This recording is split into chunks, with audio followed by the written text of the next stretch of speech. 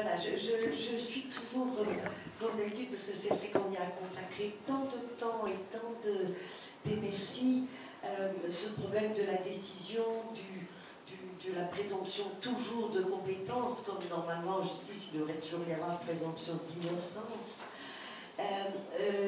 On est toujours très bouleversé de voir, à partir de quand je projette mon expérience de professionnel, ou je projette même peut-être éventuellement un événement, une personne malade de ma vie personnelle, de ma vie privée, qui fait que je ne vais plus regarder les autres malades de la même façon. On voit bien qu'il y a une vraie revendication à affirmer que c'est un devoir de se questionner, mais que ça n'est pas une science exacte. Et que dans ce devoir d'interrogation, c'est certainement avec humilité, plus on va additionner des yeux, plus on va additionner des expériences, plus on va faire baisser le seuil critique du risque de se tromper, du risque de ne pas être bienfaisant, du risque de juger et même de condamner, mais ça n'est vraiment pas une science exacte. Et c'est extraordinaire cette humilité de vous tous qui êtes des grands, et de bien montrer à quel point vous n'avez pas la réponse toute faite. Je ne l'ai pas non plus d'ailleurs. L'éthique ne l'a pas non plus. Ce qui me frappe le plus, c'est que l'éthique, elle nous apprend peut-être à affiner nos questions, à rechercher la vraie question, celle qui a du sens. Elle ne nous apprend pas toujours à trouver la réponse, ce qui est une situation bien inconfortable. Mais en même temps, je crois que toutes ces expériences-là, plus on les partage, plus on les échange, plus on se sent un devoir de citoyen de témoigner, de dire, de montrer, d'expliquer, et plus à ce moment-là, on va pouvoir s'approcher un tant soit peu de la vulnérabilité de l'homme et de notre vulnérabilité à tous, je crois, même sans être aveugle. Alors, voilà, Emmanuel, je te laisse la conclusion finale, ne fais pas long, c'est ce que tout le monde attend. Je fais pas ce que je veux, contrairement à ce que vous pourriez croire. En tout cas, moi, je vais vraiment dire un merci immense à tout cet engagement de personnes. Je suis depuis si longtemps dans ce chemin-là, que je ne peux que d'être vraiment le témoin devant vous tous et d'autres, que je suis éblouie par l'engagement de tant de personnes, que je suis éblouie par tant de personnes qui osent dire qu'elles doutent, qui osent dire qu'elles cherchent, alors qu'avant on avait toujours affaire à des gens qui vous assénaient des certitudes. Et je trouve que ces progrès-là du regard, alors peut-être qu'on a tous tendance à penser qu'il faut encore que la société progresse, que le politique progresse, que plein de choses progressent. Mais quand même, moi qui ai 30 ans d'histoire de vie avec la maladie d'Alzheimer, je suis éblouie par vous tous.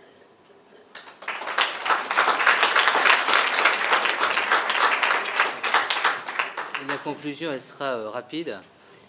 D'abord, une citation que m'inspire Catherine Olivet, c'est d'un philosophe Kierkegaard qui dit le questionnement, c'est la piété de l'esprit. Et je trouve que ça se prête bien à nos approches. C'est pas une piété au sens religieux, bigotin de la chose. C'est vraiment une piété faite de respect. Et je pense qu'il faut des moments de questionnement. Et je remercie Marie Varnier et puis Olivier Druna et puis toutes les équipes de nous avoir donné ce temps-là. Alors on est à côté, je viens de voir le prêtre qui est dans la chapelle, dans le lieu symbolique, qui est un lieu de spiritualité qui est juste là. On peut ouvrir, il m'a expliqué l'enceinte quand il y a les messes le dimanche. Nous, on n'est pas, on est dans un contexte de laïcité, c'est pour ça que le mot citoyenneté nous plaît beaucoup. On n'est pas dans un concept de compassion, on est dans un concept de responsabilité partagée. Et ce matin, on entendait une personne de Bon Secours qui nous disait à quel point elle se sentait en nécessité d'être dans la vigilance, hein, le devoir de vigilance. Alors moi je dis, la vigilance c'est aussi la veille et l'éveil.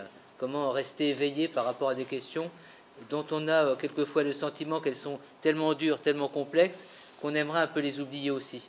Je suis sûr que pour les familles, même si c'est difficilement possible, pour des professionnels, de temps à autre, vous diriez assez facilement, j'aimerais oublier cette espèce de confrontation au quotidien qui nous laisse aussi démunis, qui nous intrigue, qui nous interpelle, mais avec une énigme dont on ne voit pas véritablement le fond. C'est-à-dire, c'est ça finalement la question de la vulnérabilité. Donc moi, ce que je dirais d'une manière extrêmement concrète, pour faire de la philosophie en un espace éthique, alors croyez bien qu'on s'y prête. J'observe que je ne fais pas d'enseignement à l'espace éthique de la PHP, ce qui évite comme ça des délires philosophiques qui ne mèneraient nulle part.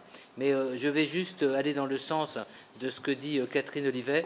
Nous, ce qui nous impressionne, et peut-être qu'on a un biais par rapport à la cité, puisqu'on s'est investi dans le milieu hospitalier finalement, hein, comme citoyen, mais également comme professionnel, c'est la capacité de transformation de la cité à partir de ce qui se joue dans nos hôpitaux. Voilà.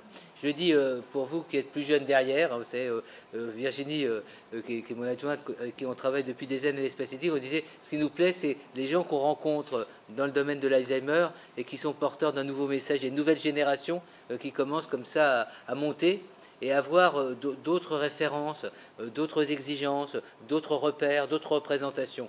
Et là, on assiste quasiment en direct à une véritable transformation de la réalité de la maladie d'Alzheimer. À travers ce qui s'est dit ici, c'est porteur d'énormément d'éléments de transformation. Alors, je ne sais pas si je l'ai évoqué, notre séance inaugurale à Aix-en-Provence, vous avez évoqué ou pas, avec la personne qui avait 38 ans, je vous l'ai dit? Non. Non. Je terminerai là-dessus. Blandine Prévost. Voilà. Pardon? Ce matin, on avait Paul qui avait des cheveux blancs. Ah oui, ce matin, oui. On était extraordinaire. Non, je terminerai juste sur quelque chose qui nous a marqué. Et je vous incite tout à l'heure, quand vous rentrerez chez vous, détendu après un grand moment, de regarder le site de l'EREMA, rien que pour cette forme de témoignage. Vous l'avez vu, hein? Ah, je l'ai regardé. Voilà. Voilà. Moi, je l'ai regardé 4 fois, alors qu'on était en direct. Non, mais en fait, je l'ai lu, je l'ai écouté une première fois, écouté une seconde fois. Donc, vous voyez, la parole vient de la salle. C'est transperçant. Voilà. Quand on a monté cette université d'été, et j'espère que quelques personnes qui se sont exprimées aujourd'hui rejoindront notre conseil scientifique pour la 2e université d'été, quand on a construit cette université, et je sais que même Catherine Olivet, elle était incertaine par rapport à notre approche, on s'est dit on ne peut pas ouvrir une université d'été sur la maladie d'Alzheimer sans qu'on ait le témoignage d'une personne malade.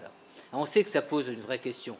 Et moi qui avais été engagé dans les années SIDA, on sait que la révolution SIDA qui a touché la maladie en général, c'est l'éruption de la parole de la personne avec son poids, avec sa vérité et avec sa force de transformation, de catalyseur. Et on a eu 2 chances pour les gens qui rentreront suffisamment tôt chez eux ce soir. Il y a Fabienne Piel, vous savez que sur France 2 ce soir à 20h30, il y a le film avec Clémentine Célarier qui était à l'université d'été, vous regarderez, qui a rendu officielle notre charte 2011. Donc on a Fabienne Piel qui a témoigné, mais on a eu aussi ce témoignage extraordinaire de Blandine Prévost, qui est une femme qui a 38 ans, mère de famille, à laquelle on a annoncé qu'elle avait la maladie d'Alzheimer, son père la maladie d'Alzheimer. Et je vous demande comme soignant, ça sera probablement la plus belle conclusion à notre réunion d'aujourd'hui et probablement à beaucoup de 21 septembre. Enfin, je veux dire, ce témoignage. Je vous demande comme soignant de voir cette intelligence qui va à la rencontre de votre intelligence.